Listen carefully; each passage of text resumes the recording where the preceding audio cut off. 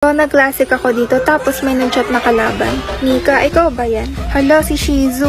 Tapos sabi niya, patingin nga ng recall kung legit. Parang may binabalak to. So, lumapit nga siya dito, tapos nag-recall ako. Shizu, ito na recall ko. Nag-chat siya. Pipi ka pa, target lock. Sabi ko na kaya mo ba? Kunwari malakas. Gulat ako dyan, nagpakita siya sa mid. Pero reverse card. Hay nako, Shizu. Ay, teka, wait lang. May nakalimutan ako.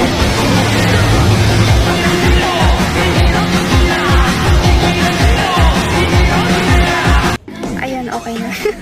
Shizu, anong ginagawa mo dyan? Kala ko ba target lock mo ko? Ay, tapang, tinarget lock nga pero sa tore. Ang easy naman neto. Ito nga, nagulat ako, namatay siya. Ay, si Shizu pala yun. Kala ko hard.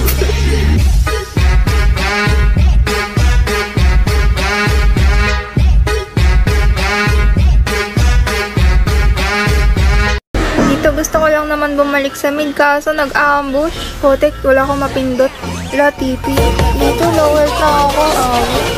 Bumabawi. Tapos, tinarget lock na naman niya ako. Grabe na yan. One hit. Ganyan na.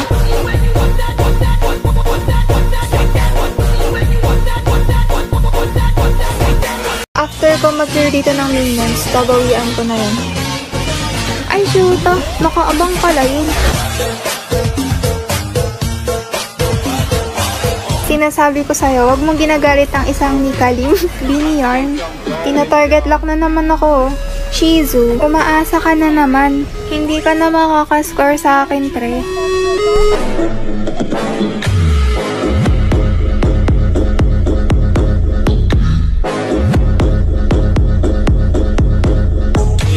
Dito, tinarget lock na naman niya ako. Di pa ata natuto. Ay, na-predict na niya. Nung mabubuhay na ako, nakaabang siya sa base. Na-spawn trap na naman. Pakitaan nga natin ang freestyle. Hindi mo na ako mapapatay dito, pre.